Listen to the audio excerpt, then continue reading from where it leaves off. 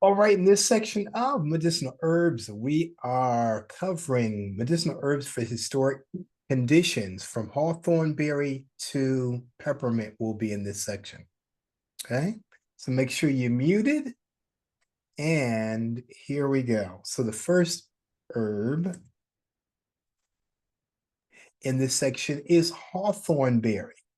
Okay, as you see pictured on the right of the screen.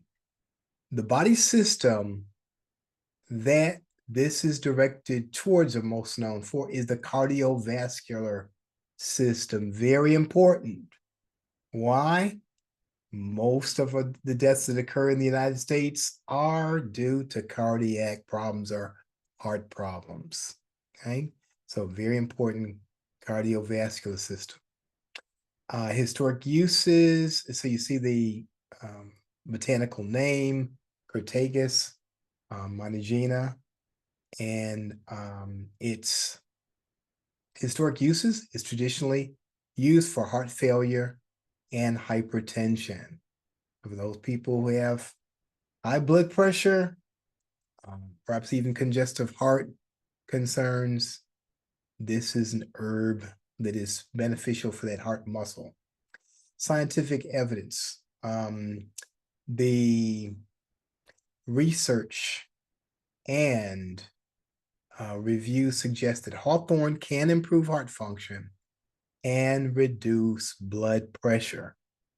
Now, this gets into dosage a bit. Common dosage, standardized extracts. If you're using extract, the recommendation would be between 160 to 900 milligrams per day.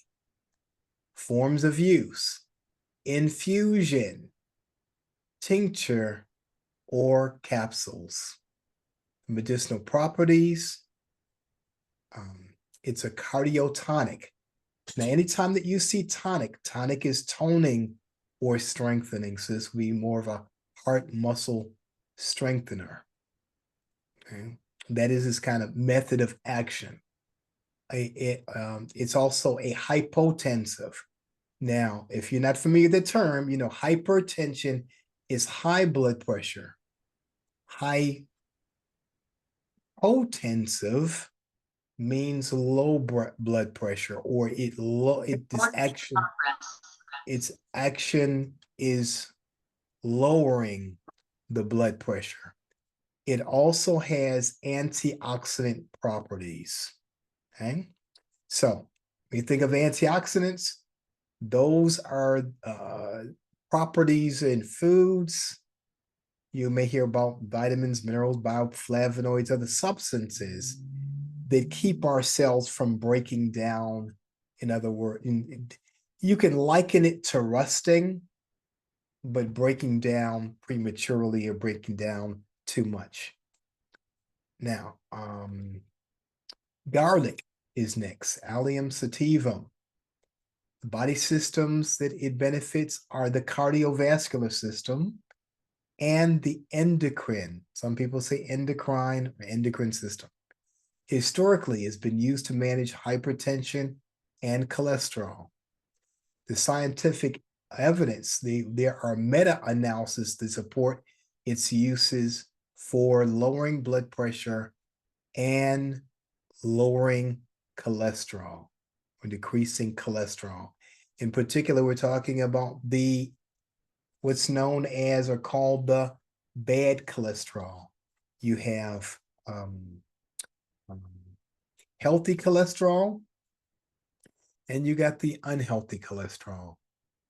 You want the healthy cholesterol to be in abundance. It's used by the body, it's used by the brain, central nervous system.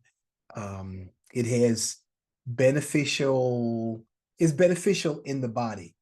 The lousy cholesterol is not beneficial for the body. That's what causes plaquing and other problems that will impact our circulation and diminish our health. A common dosage would be 600 to 1200 milligrams. In fact, in this case, they're referring to aged extract daily. There are some methods where you can use aged garlic, but garlic can be used raw, in capsules, or in tincture. Now, if it were me or someone I know and love, I would say get it in all forms that you can if you want to bring down your cholesterol, if you want to improve your circulation. Why are we doing this? It's not that garlic is just good for vampires, okay? And that's kind of how many people have become familiar with it. Besides, of course, using it regularly in cooking. But think of it this way. Think of the problem not being vampires as much as blood-borne concerns. Okay, so the vampires representing the blood, the circulation. So there's nobody or no count or anything sucking your blood or drawing off your blood, but blood-borne concerns. So it is the medicinal properties, hypertensive, in other words, lowering that blood pressure, antimicrobial, impurities in the blood, okay, as well as lipid lowering or lowering the fat or the cholesterol. Those are its methods of action. So you I don't think that you can overdose or overuse garlic. Use it in the food. You can make garlic oil. You can put it in salads. Any way that you can get in your body is helpful.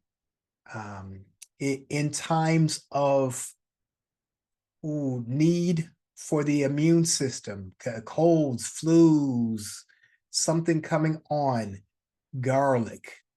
Garlic has also been beneficial for eradicating parasites and other impurities and things in the body. The diet that comes from the Middle East, the Mediterranean diet and such, tends to rely heavily on garlic. Some people don't like it because they say, oh, my breath is going to smell, or it's going to smell, whatever. If you're getting so much garlic in your body that you can smell it through your skin, then it's probably a good thing, because that means your body is going to be well saturated with the components, with the medicine that comes from the garlic. Okay, and it's going to eradicate negative or bad bacteria, bad germs. Remember the bad germ fighter. And then ginger, Zingiber officinale. Body systems, digestive, as well as the musculoskeletal system. And a little bit more on this. The digestive system and the immune system go hand in hand. Okay? If your digestive system is off, your immune system tends to be off as well. So many cultures, many people will incorporate ginger into the diet. It'll be just a regular part of their protocol in their drinks and beverages. You'll find this a lot in the Caribbean. You'll find this a lot in Africa. Ginger beer originally was made from ginger, and a very, I'll say, much stronger than these ginger ales and things that we have here. Many of the ones that you see on the market have very little, and some of them have no ginger in them at all. Okay, so to get a good healthy dosage of that is good. And if you've ever had ginger beer, or natural or fresh made ginger beer by somebody from Africa, the Caribbean, or places where they make it, then you'll notice a much stronger flavor to it as well, and much stronger effects. So instead of there being maybe just a touch in there or none at all, it'll predominantly be ginger. So it treats nausea, and that's common. Okay, for people who have a variety of different conditions, indigestion, even arthritic pain, which would mean it's also, as you'll see in the medicinal properties, anti-inflammatory. Scientific evidence, the studies are showing that there is effectiveness in reducing nausea and inflammation. So those things that historically had been alluded to you'll find many more studies that are going on that measure, to test, to verify, or to dispel the historic uses of herbs. So it goes from folklore to commonly used and standardized protocols, even amongst people in the scientific or in the medical community. Common dosage, 1 to 1.5 grams a day. And then forms of use, it could be used as a tea. I'll say a tea or a beverage, because you can grate it and freshen and make it, as a tea that way, let it steep, make it into a decoction, capsules, or use the fresh root. Some people will chew on it. Okay? The more you use it, the more tolerable it will be. So if you find that fresh ginger is kind of tough to take, then I'll say use it more and get accustomed to it, especially if you have any of these conditions. And as an anti-inflammatory, is a carminative, which is relieving gas, is an analgesic, so it also helps to reduce pain. So the anti-inflammatory action of it will complement the analgesic aspects of it as well. Where you have inflammation, you'll have heat, you may have swelling, you have pain, you have redness, you have something else going on.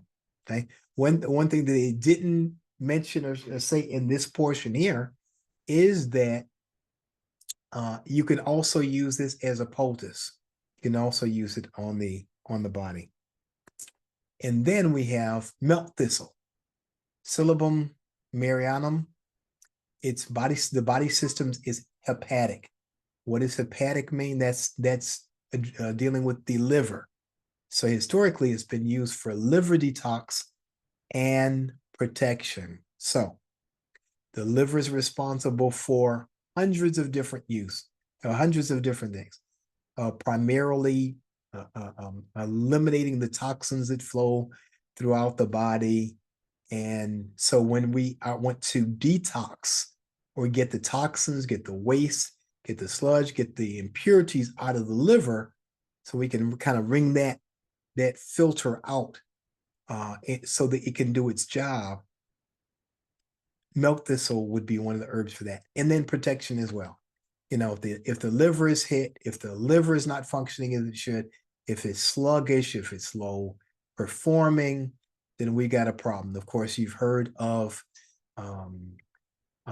liver hardening of the liver, or liver dysfunctions, or people getting jaundice, yellowing skin, yellowing eyes. That means the liver is not doing its job. Person's getting gas and bloating, or people may get liver and gallstones. The liver is a vital organ, so vital. If you were to remove even, I think it's up to a third or something under half or so of the liver, it would regenerate. Okay, I think that's the only organ in the body that regenerates. Now, studies show hepatoprotective effects of silymarin. So on one hand, you got detox. On the other hand, you have the prevention or protection. How much? 140 to 420 milligrams of silymarin a day. Forms of use: capsules, tinctures, or tea. Medicinal properties: hepatoprotective, antioxidant, and anti-inflammatory. Isn't that a beautiful picture too? And then we have turmeric. Curcuma longa, body system, musculoskeletal, and digestive, used for inflammation and digestive issues. scientific evidence. And again, the ones that I've chosen here are the ones that are addressing some of the most common health concerns that we have. And the curcumin, which is the active part of the turmeric, has been shown to be effective in reducing inflammation as well. And it depends on who you've heard out there in the medical circles that talk about the prevalence of inflammation. In fact, the Chinese would say there's only one disease, congestion, and one cure, circulation. So whether you got congestion or things not flowing as they should, things that are building up and not allowing nutrients to get in and waste to go out, and those foods, those toxins, those things in our air, food and water that otherwise would cause inflammation, which is a warning sign. Okay. And from a medical standpoint, what do they do if a person has inflammation? They try to fight the inflammation. They say, okay, we're going to give you anti-inflammatories until those don't work. And then we have problems with the organs of detoxification, the digestive system, the immune system, etc., because we're addressing the symptom and not the cause. It's like putting tape over the warning light in your car. It says, oh, check engine. Okay, check this, check that, something is wrong. It's like putting tape over there so you don't see it. Still something going on in the background, and if you don't address it, it's only going to get worse. So don't put the tape over it. Find out why the inflammation is there. Find out why the symptom is there. Address that so that it is remedied. So curcumin is one of the best known herbs for general inflammation, and common dosage 500 to 2,000 milligrams a day. So you can see, you could get a fair amount in there. In the cultures, in the societies where they use turmeric regularly, when they use it in the foods and and in abundance, then you'll see less of the problems that we typically see in the West. Forms of use: capsules, powder, tincture, and of course, so it can be used spice, but it can also be used as a supplement in these forms. Medicinal properties: anti-inflammatory, antioxidant, hepatoprotective. And dandelion. Taraxacum officinale benefits, or these body systems, is hepatic, or liver and renal, so liver and kidneys. Now, what does that tell you? If we look at our organs of detoxification, what is that? Kidneys, liver, as well as the colon, but this is addressing kidney and liver. Used for liver and kidney support.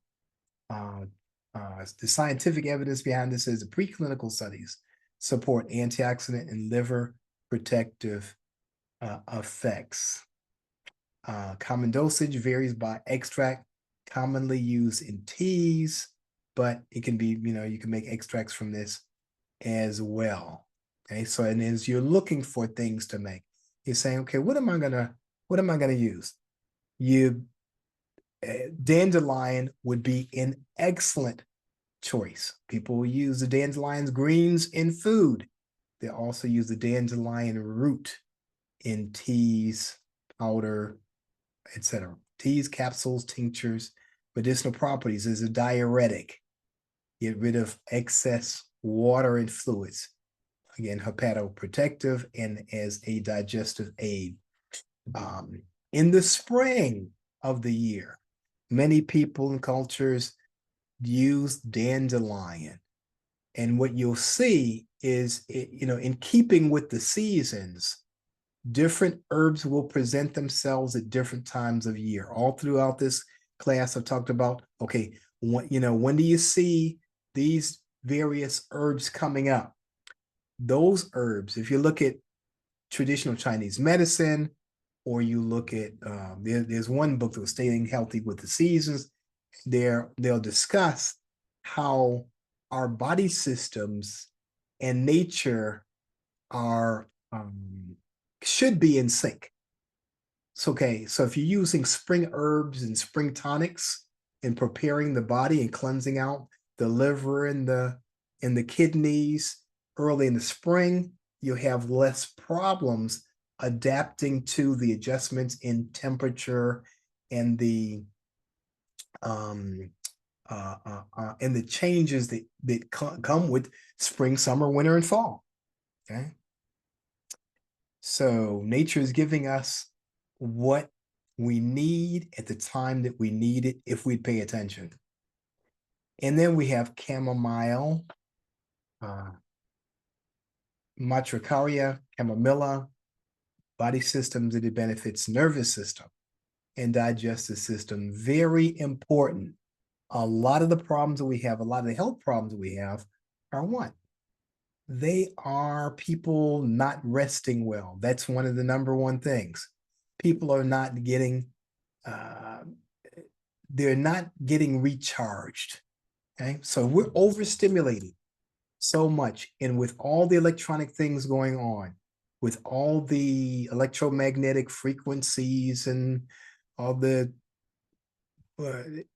everything that's going around us and stimulating us at night. Sometimes people don't go home to or go to bed to a quiet room. And I mean quiet in that cell phone, television, blue lights, yellow lights. If there's a light going, if you can see light in your room at night, there's something wrong, whether that's from your clock, again, or your phone or something else.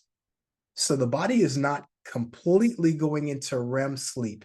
It's not entirely doing or getting the rest that it needs in order to repair and to detoxify.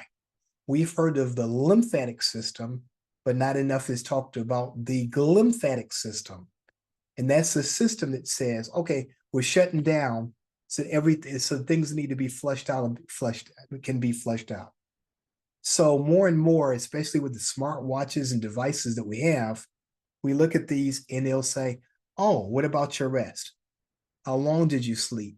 So the length that you sleep, the time that you sleep, the time of night that you sleep, the amount of time that you are at rest, at deep rest, or REM sleep all makes a difference. Some people go to sleep and they're in bed 4 hours, 6 hours, even 8 hours or longer, and wake up and they're not well rested. They're like, wow, I'm still tired. Well, were you overstimulated? And there's some reasons for that. So in truly to rest and repair and for the body to do what it needs to do, so we are ready for the next day. So we are ready for life's challenges. So our body is again in sync with nature. Then we need to get that deep REM sleep. We need to get more of that. We need to pay attention. Even taking naps makes a major difference as well. So if you're getting sleepy in the middle of the day, there are reasons for that. Okay, so we're looking at not only the quantity, but the quality of sleep as well. If you don't have a smart watch, you might want to get one or some type of device that monitors that as well. Ideally, the more rest that you get, and especially the earlier, before 12 o'clock, in fact, somewhere between about the 9-10 o'clock hour or so is a good time to start getting to sleep. It's more beneficial than if people just, whatever, get to sleep at 2 o'clock or 3 o'clock, or say, yeah, they slept, or some people are just accustomed to pushing. Your body's reserves will get kind of drained, and your body may get on a very unhealthy schedule. So anything you can do for your nervous system to calm and relax that. And one of the reasons why people take that chamomile tea is to help them to rest and relax. Again, the digestive system, anxiety, digestion. If you're getting anxiety, if you're getting anxious, if you're getting feeling a bit off, it could very well be your gastrointestinal system and or your nervous system is out of balance. So the studies are supporting use for the chamomile for nervous system and indigestion. Common dosage 220 to 1100 milligrams of the extract per day. Now with the clinical studies, you're going to see something a little different than what we've discussed in applications otherwise, where we may say, okay, you can have teas and such, because they need to have consistency in terms of the dosage in the application. So, for example, if you're going to say, okay, we're going to do a study on how turmeric benefits the body, they've got to have a standard dosage, this measurable that they give to a certain number of people over time, and compare that to, for example, a double-blind study would say, some people you give them a placebo, other people you give them the herb, and then some other people you give them they may have nothing. Okay, so one could be a placebo, it could be something that doesn't have any medicinal benefit or shouldn't cause any change at all. The substance that you're studying compared to nothing at all, and then see if there's difference in whatever you're measuring with that. They got to have common or dosages. So oftentimes, and most often, they will have extracts. They'll have some extract capsules or something that they can that they know how much of the substance of, in this case, the herb, that a person getting. So you can use it in tea. You can still use it in tea. That's probably the most common form. Capsules and then tinctures. Medicinal properties: calmative, nervine. Same thing for the nervous system, anti-inflammatory and anti-spasmodic. Some people get spasms, get cramps, and so chamomile may very well help them with that. And then we have cinnamon, cinnamon